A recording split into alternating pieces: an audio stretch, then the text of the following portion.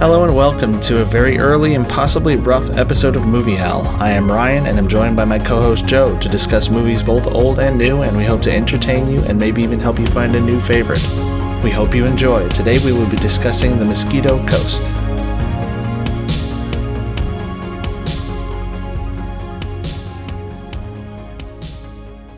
So Charlie, I think about you when I go to the bathroom. It's one of my favorite lines for the movie we just watched, which is The Mosquito Coast. Yeah, I'd never seen that movie. I'd never heard of it apart from you mentioning it. I wasn't ready for that. It's a heavy movie. It's unlike anything we've watched before. Something I remember from childhood. My dad made me watch it. He liked it a lot, and has a lot of interesting ideas in it. It's kind of this almost a descent into madness movie. With this character, I thought Harrison Ford did a pretty good job in this role. I was actually at the same time as I'm watching it, now being an older person, not a kid when I watched it, thinking who else could you insert into this role to have done something like that? Thinking maybe Willem Dafoe, he might have been able to pull off. He could pull off the crazy part, but he would be a little less believable to be like the concerned father. Maybe. To play that kind of role, because that's his... I don't know. That seems like a lot of his movies. Boondock Saints? He's a detective going crazy. Spider-Man, he's going crazy there. I feel like everything he's in. Yeah, it's the way he acts. It's just a little off compared to everyone else. It's his own unique little niche. This movie came out in 1986. 86, yeah. One of the first things that struck me was this whole America First sort of theme that he's got going on. He goes into the hardware store, and George Costanza's waiting there. It is. Jason Alexander is waiting for him as a store clerk. Yeah, and he wants... Yeah, like some sort of seal. Yeah, he comes in and he wants Rubber some seal. kind of rubber seal with a foam backing. And he gets upset when he's handed one that's made in Japan. And he kind of harasses the clerk about it. And he's walking around the store like there's nobody else there, talking about how the country's going to the dogs. Yeah, nobody cares anymore. Yeah. Nobody cares about it, or I just work here, whatever it is he's saying. That's just the way everybody behaves now. The whole movie is kind of told through his son's memory of him.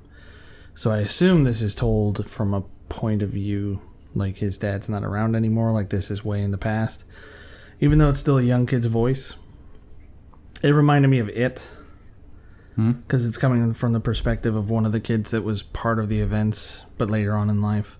Okay. That's kind of what it reminded me of. So I figured it can't end well for Harrison Ford's character, Allie. Allie Vox. But yeah, he's saying that his dad is, brilliant with mechanical stuff, that he dropped out of Harvard to get a real education. He's shown working on this farm, trying to come up with some kind of cooling system. And he comes up with something new and innovative. And he's upset at first that the farmer he's trying to sell it to doesn't like it. And then he says he's happy because he gets to continue working on stuff. Yeah, happy. Like, what would he have done if he liked it? Oh, that'd have been this person who can't see past their own little enterprise to understand this thing that I put in front of him, what it would really mean for everything. Yeah. It's like this idea that he didn't appreciate it enough. He wouldn't have maybe deserved it. And so he's teaching his kids about the migrant workers that are working there. And just the whole time, he is filling his kids' heads with his theories. Like, this is what I talk about doing as a parent. That I'm just going to fill everybody's heads with these theories about, like, oh, this is jungle life. It's okay to just wander into this person's house and look around because, you treat everybody as a welcome guest because you might need to be their guest at some point. And his whole demeanor reminds me of the crazy old people you see at the Hardee's on the weekends, like really early in the morning, talking about the country going downhill, everything's going to the dogs, that people don't appreciate what they have, things like that. And it's very, very relevant. I mean, this movie's 34 years old, and it seems very relevant today. There's a lot of, minimalism has been a thing for a while where people are trying to move away from having all this stuff, and that's one of the things he's talking about is not valuing things that you don't need, buying things just because somebody's trying to sell them to you, right? Yeah, as he's one of the early scenes as he's driving around, one of my favorite lines of the movie, he's describing what's gone on around and the commercialism and everything that's gone on, and just look around. This place is a toilet. Mm-hmm. And why are people coming here? Yeah, still coming in droves because the land of opportunity. Yep, and crime pays. He has a very pessimistic view. But the thing that I noticed about it was it's all about him. Mm-hmm. It's all his perspective. He is not really worried about the country from a standpoint of what can I do to help. Like, things are going wrong, what can I do to help? He is just resisting it. He's resisting what he perceives as a downfall. He goes to, instead of buying a Japanese-made product, he goes to a junkyard and pulls the seal that he needs out of like an old washing machine or something like that. I don't know. He has this attitude where he's kind of refusing to participate in what he thinks is a system that's leading to nothing good. Right, the decline of America. Mm-hmm. And the idea that he just is going to pack up his family and, all right, well, I've circled this place on the map. I have a plan. And he's utterly unafraid of going and putting in the ridiculous amount of work that it would take to do what it shows them doing in this movie. Yeah. Completely abandoning his home, he goes to some kind of party with the migrants that are working on the farm, and somehow comes out of that wanting to go there. I guess they saw that that's where they were from. Yeah, it could have been that he talked to them about. They don't really go into a whole lot of detail. Yeah, the kids are awake, and the River Phoenix's character comes down the stairs. What's going on? Oh, we can't go in there. Mm-hmm. Yeah, he's kind of romanticizing where these people come from. When they're in the hut and he's explaining to the kids that they're lucky to be where they are, he's talking about that it would take real courage to go where these people came from. But at the same time, he had been talking about that these people left behind, beautiful lush green forests to come to America, which he says is going to the dogs. I think when he refers to it, having courage to do it, having courage to give up all this American luxury. Mm-hmm. And that's to give up everything that we have, all the technology, everything that makes our lives easier as it was, and to go and just work to turn this little town that he ends up buying into what he wanted it to be. And that goes back to everything being about him. To me, he wants America to be a certain way. And when they arrive where they're going, and he starts kind of building his own society in the way that he sees fit. He's constantly talking. He's constantly kind of preaching to people, telling them how things should be, telling them why this way of doing things is better. He's telling his kids stuff like that. There's even points where he's drowning himself out with his own tools. Mm-hmm. He's just talking to the natives who may or may not understand him and just carrying on with his business. Yeah, one of my favorite parts about this movie is just all these islanders and their reactions to him. Just little, listening to him, the facial expressions, just these little things. Mm-hmm. That even back when I was a kid, I appreciated. It doesn't matter whether or not they can understand him or not. He's just going about talking almost more to hear himself talk. Yeah. It's like when you're trying to convince yourself of something. And he's saying all this stuff not only to tell them what he believes, but to also reinforce it in his own mind. Yeah. I hadn't really thought of it that way. But that does make sense, actually, that he is the one rebelling against his own culture and deciding to move around the world and rebuild his own kind of society with his family.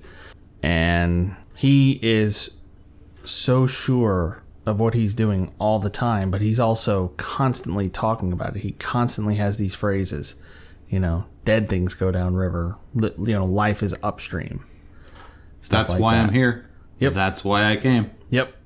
When he builds the new version of the Fat Boy, the ice machine, and he finds, he creates an ice market so the people nearby can come and get ice. They can get snow. There's cold air being pumped into the huts.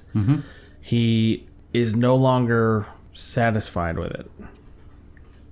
Yeah, because it's becoming like what he got away from. Right, it's becoming too easy for them. People, when you take for granted, being given things for free. He mentioned it early on when he said, get on welfare, get free money. He's talking about one of the things that he doesn't turn like. To crime. Crime pays. Yeah, it's interesting to watch somebody who's so convinced of what they're doing. Because he's convinced not only that America's going down the wrong path, but that they don't appreciate him and don't deserve what he's doing. And he moves to this town seemingly to find somebody who is deserving, who is appreciative. Like he's talking about, these people may never have seen ice before. They think it's a jewel. So he starts creating ice, and one of the things that they mention in the narration is that once the ice market is created, they started to take it for granted. And then it got too easy, and he didn't want to do it anymore. Or at least was less satisfied with it. Yeah, you do, in life, whatever job you do, I think everybody should look to do something that on a regular, daily basis challenges them. Yeah. In some way. And feels fulfilling. Right. You want to not just go in and, spend, all right, I did my 8 hours. Now I can go home. And I think a lot of people do that. But it was this massive amount of work to build this little town, make this humongous structure that, through whatever wacky science that is totally unexplained in the movie at all. Yeah, he can do everything, and there's no explanation for it at all. There's no, he's MacGyver. Kind of, yeah. But there's no explanation as to how he knows how to build a hut, how they got those buildings to stand on those beams that they used, where the plastic came from, where all the metal came from, how they had this money. They were living in a kind of a rundown farmhouse type structure before they left the U.S. Yeah, there's not almost any backstory to any of it. Yeah. It's just gets you into the story of this guy who uproots his family to go on this little adventure that he wants to do. Yeah. Which I found it a little... I didn't ever think about it when I was a kid, but watching it now, my thought is, his wife is a really stand-by-your-man kind of gal. Yeah, that's something that I thought about too. This is a product of a different time, because there's no way... I don't think there's any way you'd see a movie now where the wife would stand by as her husband drug her and her kids around the world to live in a hut, to live at one point on just like almost floating debris after their house is washed away. Yeah, I don't think, especially not in movies now, would you see that without it being set in a different time period, which obviously this movie being coming out back then, we don't even honestly know what time period it's set in. Yeah, it's presumably just present day for them, going on then. Late 70s, early 80s kind of thing. Yeah, I think in a movie now, the conflict between him and his family, which is a thing, the kids are not thrilled with where they are. There are moments where they're happy, where the ice machine is running, Fat Boy, I think is what he names it. That's what he names it. Yeah, once they get that established, they're making clothes, they have a happy village. Particularly where they have their Thanksgiving scene. Mm-hmm. They seem actually happy to be there. Like, they're kind of enjoying their life. But I think in a movie now, that would be the primary thing. The primary conflict of the movie would be the family doesn't want to be there anymore, and the father or husband is forcing them to do it, and it'd be how to get away from him. Where in this, there's so much going on with it. There's the preacher or reverend that they meet on the boat. On the way there. Yeah, who's a missionary, and, his daughter meets the son who she tells him that she thinks about him in the bathroom. Yeah. Which is pretty edgy. PG movie back in 86. Sure, why not? And maybe I missed it, but I don't feel like there was any aggression from the Reverend toward Allie, towards Harrison Ford's character. It seemed like it was just him. They talked about the Bible and scripture and things like that, and then the Reverend comes up and gives him a Bible. This kind of goofy, modern age one that looks like a pair of jeans. Yeah, the blue jean Bible. Yeah. And instead of like the Levi label, it says Holy Bible on it. It does. And he just, kind of tosses it back. Like, this is what I'm warning you about, kids. This is what we need to avoid. Mm-hmm. And is sort of what sets them at odds with each other. So there's that. Allie is very antagonistic towards the Reverend for just being the Reverend. Yeah, he's very antagonistic towards any kind of establishment that's not his. It seems like. He's leaving America because he doesn't like that society anymore, or the way he thinks it's going. He's antagonistic towards the Reverend because he represents organized religion, which he doesn't agree with. And it is explained in a way that I like. That he thinks that through hard work and science and engineering and things like that, people can improve their lives. They don't just have to accept what they're given. Right? Mm-hmm. I think that when I watched that scene in there where he has built this little utopia, I mean, it's not fully done or anything at this point, but it's a big deal compared to what it was when he got there. And the Reverend comes, well, I heard tales of what you've done. I came to check it out. Mm-hmm. Mainly not because of that, but because the people who were going to his church stopped coming. Right. And he wants to, well, what's going on that my flock is now your flock? Mm-hmm. And that stuff's going to go down because Helen Mirren immediately, when she sees the Reverend, goes like, oh, God. Yeah, she knew this wasn't going to go well. And I knew there was going to be a breaking point, but I didn't know how fast it was going to come.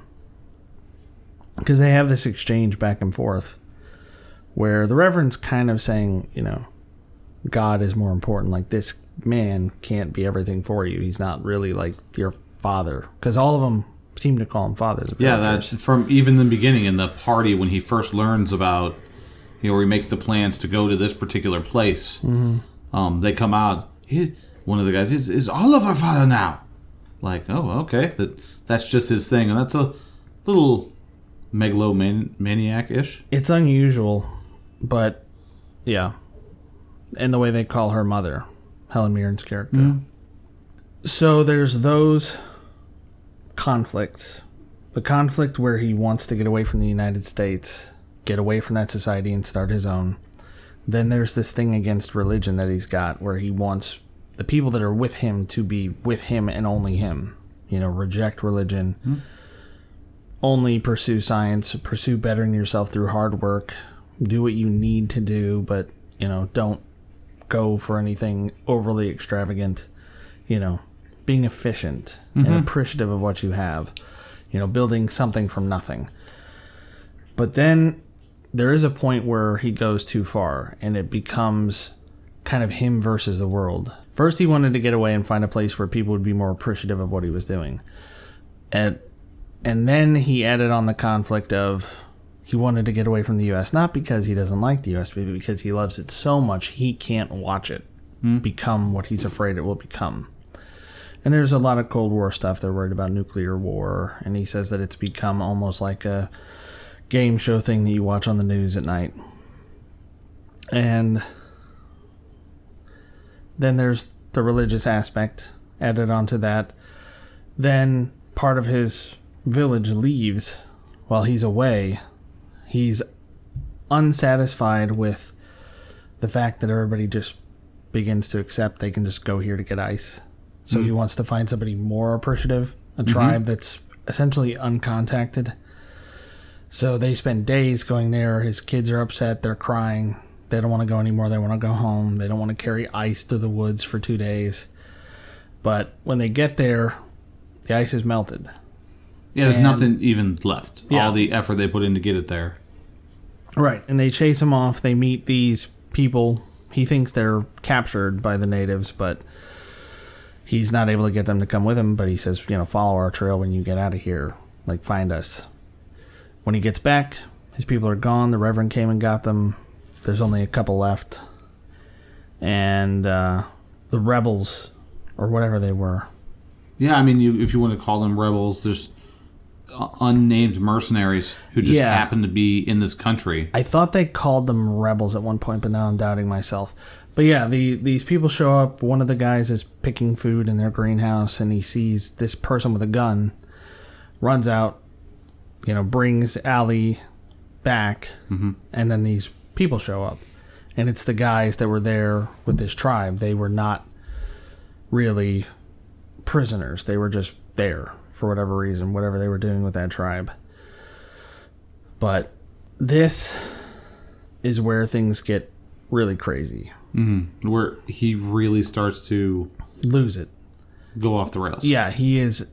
The response, it's this thing that I talk about with you, these moments where you find out who this character is. So in a lot of movies, this would be, how do we get away from these mercenaries? How do we get out of here? Because we're out in the middle of nowhere. We got to sneak away at night, get onto the boat, go downriver. In this, he's saying nobody with a spark, is that what he says? It can be oppressed.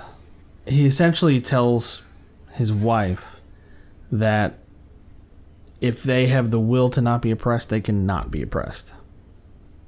And that's when he starts to form his plan to kill these mercenaries and free them. And he goes through with it, and he has almost this bonding moment with his son, where he's telling his son, you have to be confident in yourself. I can't do this alone. Like, you have to be sure you can do this. After the mercenaries show up, it starts to go off the rails. Because he doesn't even... I mean, he tries to get them to leave. He tries to be cordial about it. He tries to tell them, like, hey, if you're trying to get out of here, take our boat. There's a town here. Go. It's yours. And they're saying that they like it there because he's built this really nice place. It has air conditioning. It has ice. It has a greenhouse. It's a nice little utopia compared to anything in that jungle that they would have gotten before. It's very modern compared to that. So instead of biding his time and humoring them, he starts tearing down his own village. He tells them, oh, no, you can't stay here. We have ants. And we have to tear down these buildings and burn them, because it's the only way to get rid of them. And they're saying, I don't see any ants. And he goes, that's right. If you could see them, you could kill them. So we have to tear down these buildings. And he starts tearing down the houses of the people who had lived there, but now are, I guess, with this reverend. And that really, to me, starts his descent. It shows the same kind of determination he's had the whole movie. He knows what he's going to do. Like, he immediately knows what he needs to do and leaps into action. And anytime they kind of stop, they see the guys are still around, and they just keep going. Okay, we're going to tear this down, we're going to tear that down. They see them relaxing in one of the huts. He's like, oh, hey, sorry, we got to tear this down too. He, cuts the mosquito nets out. Starts throwing all the furniture, putting it on the burn pile. Yeah, tells his son to grab the chainsaw and the crowbar, and they start tearing that apart too. Like, oh, no, we got to get rid of all this stuff. So he would rather destroy his society than allow somebody else to have it or benefit from it. Because, again, it's this repeated thing that what he does is all about him. He has this moment where they're on the ship on the way over, and he's telling his kids that he doesn't hate America. He loves it. And he can't watch it go the way it's going. And he talks about his mother dying and that he couldn't be there for her at the end because he couldn't watch her. Yeah, it wasn't on the ship. It was, I think, one of the first nights after they got to their town, but it was very early on in that. Yeah. But all of it's about him. He didn't feel a responsibility to his mother to be there. He didn't feel a responsibility to his country to be there and to try to improve it. He felt a responsibility to make himself feel better by leaving. Does this make sense? Yeah. Like, it really is one of those... He lives in his own little bubble. Yeah. And it's not that he wants everybody to do everything for him. It's not that kind of bubble. It's just a bubble of his own ideas, his own ideology of how the world should be, and that every person should, if you want something, just work for it. Right. That you can put in an amount of effort. Like when he's getting into it with the Reverend, God doesn't even know these people exist. If he did know, he would have helped them. Right. And I see stuff like that in movies, and I always think it tries to drive a wedge in between the idea of science and religion when they don't necessarily have to do that. Yeah. And the fact that, if depending on what you believe, I'd say that, I mean, if you're gonna go that way, God wants you to work for it. Mm-hmm. Like you can't just, he's not gonna just give you everything you want. Talk to anybody who's, fairly serious about their religion, and they, I think, would tell you that it doesn't just work that way. You don't get to, all right, I need a new house, and then what's his name, Mr. McMahon walks up to your door with a Publishers Clearinghouse to get a check. That's not how that's supposed to work. Yeah. But this movie kind of portrays it that way, like, well, God should have done this for these people, and well, you came in and just showed them through your knowledge how to do a lot of this stuff. Yeah. I took it as he doesn't want them to be reliant on the ideology. He wants them to be completely self-reliant. Don't just accept what you're given. Strive to be better. Strive to do better for yourself, for your village and your family and whatever else. But, and I think it's more of that than necessarily just being about religion, because he is completely unable to accept help. Even when their house is washed away, or even before their house is washed away, after everything blew up when he killed the mercenaries. Mm-hmm. Spoiler, sorry. They arrive at this beach, and Hattie's with them. Hattie, I think, was the boat driver who originally took them to the village, and he becomes their close family friend. Every time he shows up, the kids are like, Mr. Whatever's here. Hattie. Mr. Hattie's here. There's so many names. But yeah, every time he shows up, the kids are happy to see him. Everybody's happy to see him. So he's like almost a part of the family, and he's with them at the end. His boat gets destroyed. They escape on this little canoe together. They can't stay in the same spot because the river's been poisoned there. And when they make it to the ocean, he's saying like, oh, great, my home is right that way. We can go there together. We're going to be fine. But then Allie can't do it. No. He can't accept help. He doesn't want to go. So he says, we have everything we need here. There's driftwood and things that have washed up. He's saying, we can build our own thing here. Yeah, it's like just this own little island off of the beach. This bit of sand that they're just going to build on. Mm-hmm. And Mr. Hattie comes and tells him later, like, you can't stay here. Like, the rains are going to come, and this is all going to get washed away. Like, you can't. Yeah, he says you're too close to the water. It's like, the water's way over there. Yeah, keep in mind, Hattie lives here. Like, lives just that way, as he said, just over there, and he points, He's saying, yeah, the water's here right now. When it rains, it's going to be up there. And he even shows up one night during a storm to give the son spark plugs and gas for the outboard motor that Allie had been working on. And he tells him, you're going to drown without these. Do not tell him that I gave you these. Don't mention Hattie. But here you go. Good luck. It really takes a long time into this movie before most of the characters really start to question what's going on. Yeah. Like in the beginning, they just went along with it. Well, this is my dad. He knows what he's smart. He's a genius. He knows what he's doing. and he'll take care of us. A lot of it does seem to be that they're just going along with him. It's at first I was saying that the main conflict here is not him versus his family, but it does eventually kind of become that. There's the conflicts where he's rebelling against society, but then there's the fact that he's continuing to push for this. You know, the village that they had was destroyed. The water was poisoned. They can't go back. They're offered a way to start over in a new place, but they don't. He refuses to take help, Allie, that is. And then, yeah, I see what you're saying, that everybody starts to, like you're saying, not necessarily turn against him, but they're starting to see that maybe this is not the best way to do things. Maybe this is kind of destructive. He tells them that America's been destroyed. They can't go back.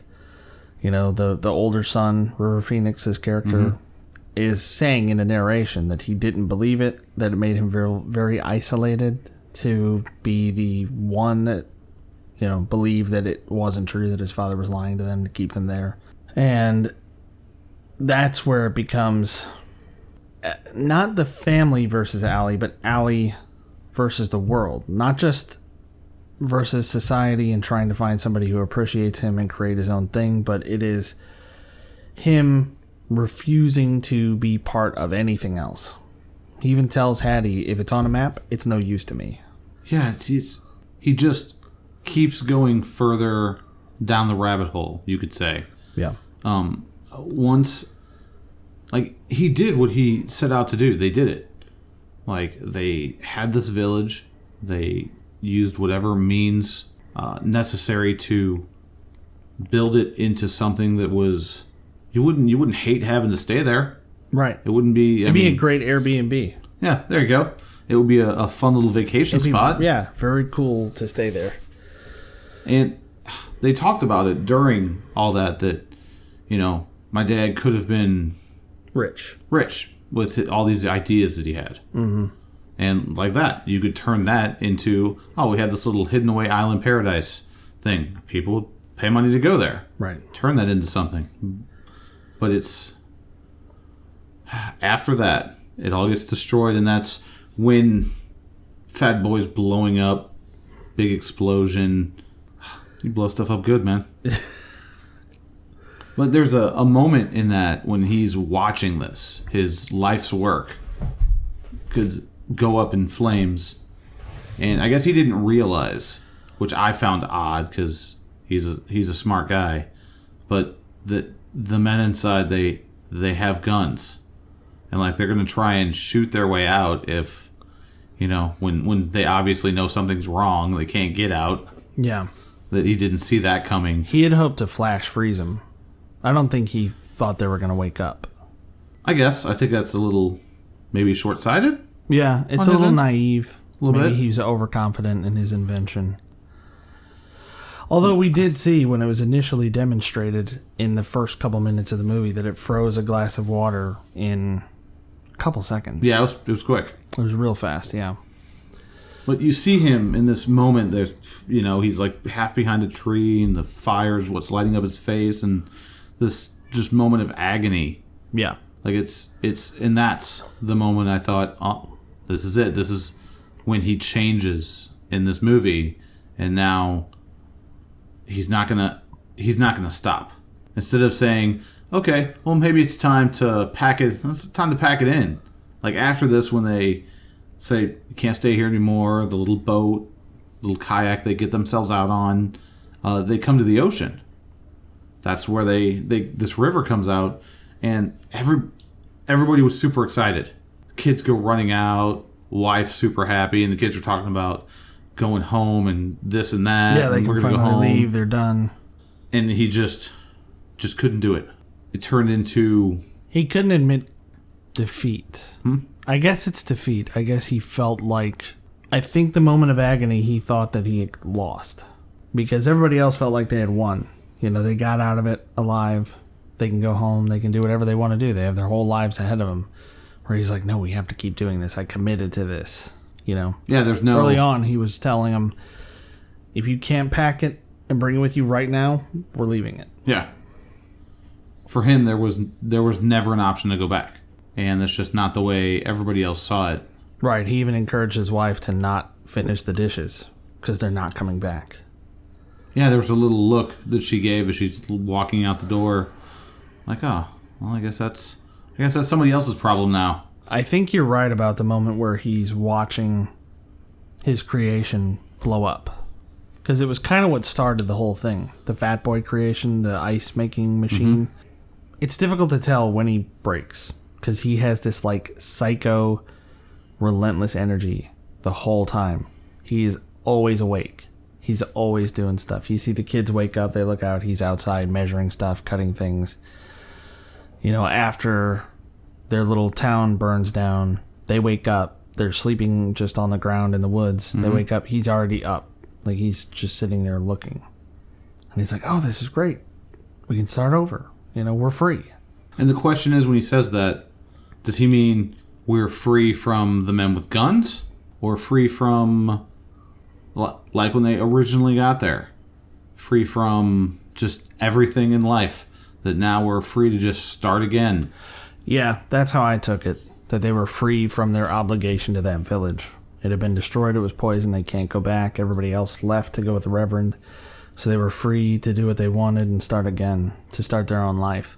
It's like when you're playing a video game, and you start playing it, and you don't really understand how the world works. Mm-hmm. And then you get a few levels in, and you're like, okay, I kind of get it now. So if I were to go back and restart, it would be advantageous for me, because I'm not super far in. But I have learned some things about understanding where I am, how everything works. Actually, you're right, yeah. Because he realizes that the advanced stuff that he was doing was what attracted those people. So he says they're going to live more simply. Mm-hmm. They're no just going to do what they chemicals. need. Right, no chemicals, no poisons. Mm-hmm. They're going to have a simple existence. Yeah, he comes up with this idea that if it doesn't wash up on shore, we probably don't need it. Right. It's probably one of the craziest lines that he utters in this movie. That's when I'm hearing that and I'm thinking, that's not. I don't think those are not words to live by. That maybe as the kids and even the wife, you can start thinking, I don't know about this guy. He's starting to say some funky stuff now. Starting to crack up a little bit. Yeah, I think just the main crux of it ends up being him rebelling against the world and ultimately losing. You know, even to the point where their best friend in this new place, Hattie, he's calling him a savage, saying that he'd rather die than live with them, live like a savage.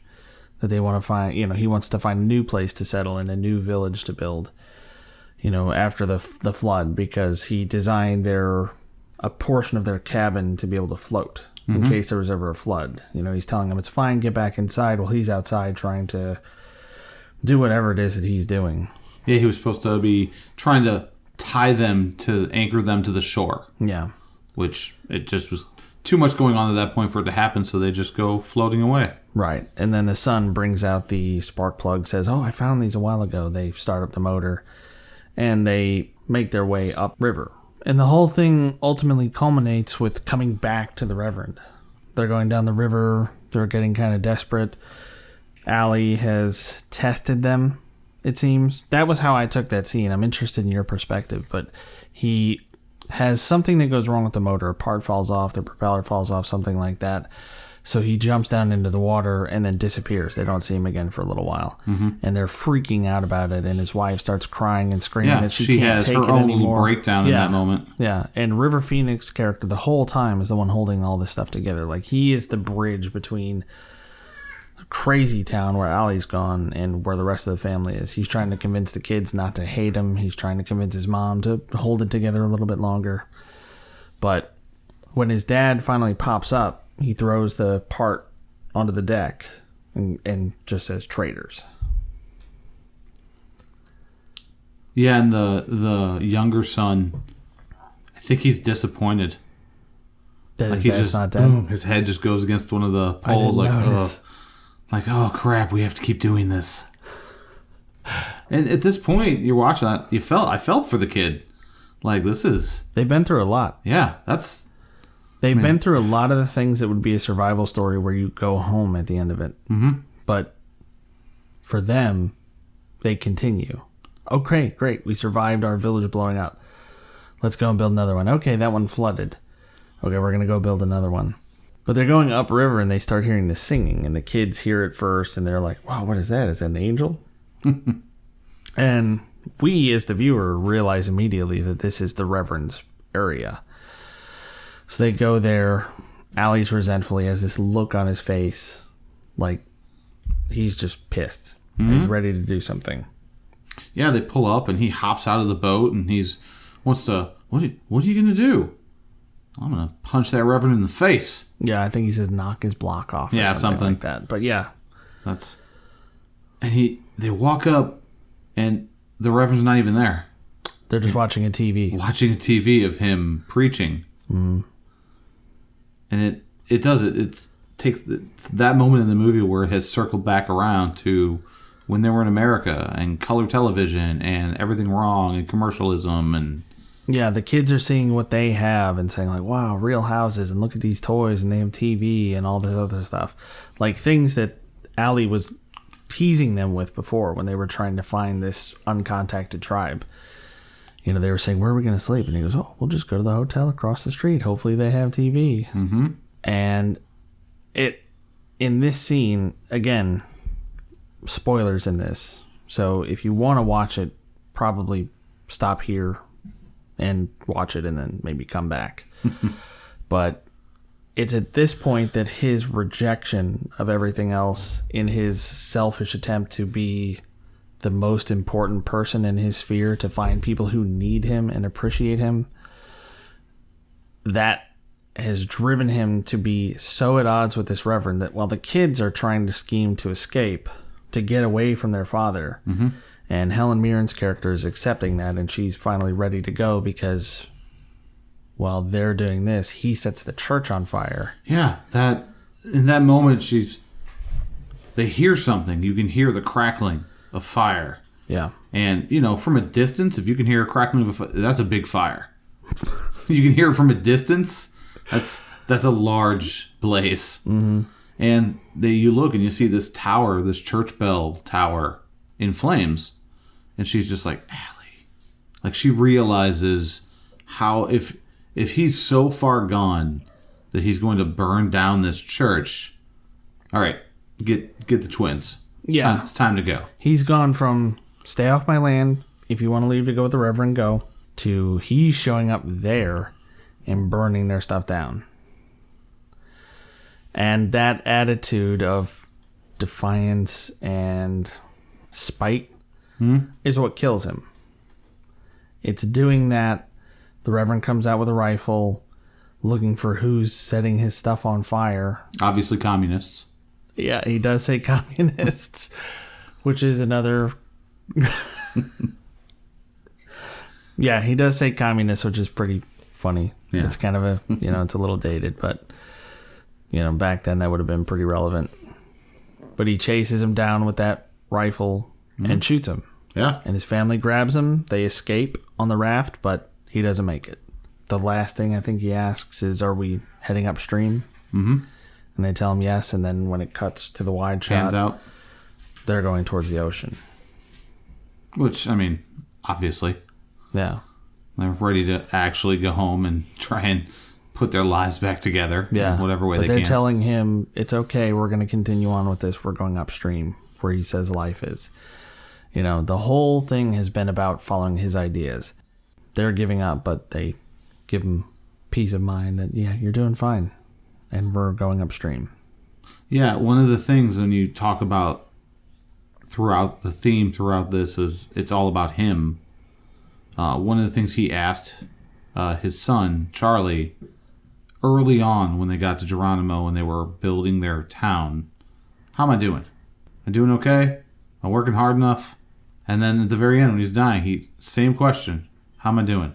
Yes, it is all about him, but I really feel like he saw it as doing what he was doing for everyone else, for his family, for the people who were there.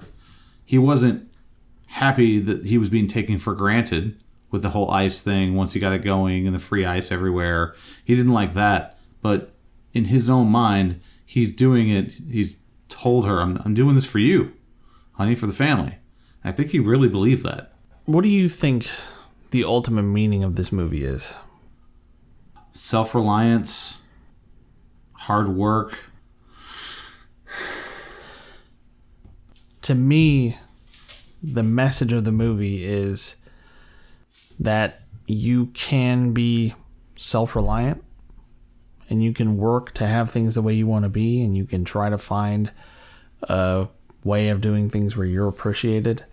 But no man is an island, isn't that the phrase? Mm-hmm. Because that's what kills him. Trying to do everything by himself except no help from anybody. Be spiteful towards people who try to extend an olive branch, who just want to come visit you and see how you're doing. He's so driven to not need anybody else and create his own society the way he wants it and to do what he thinks is best for his family, that he alienates everybody around him, including his own family. So ultimately, I think the moral of it is that self-reliance is good, but not at the expense of participating in a larger society. Yeah, there's a lot of commentary with this as far as how the country at that point had turned out, how it was going.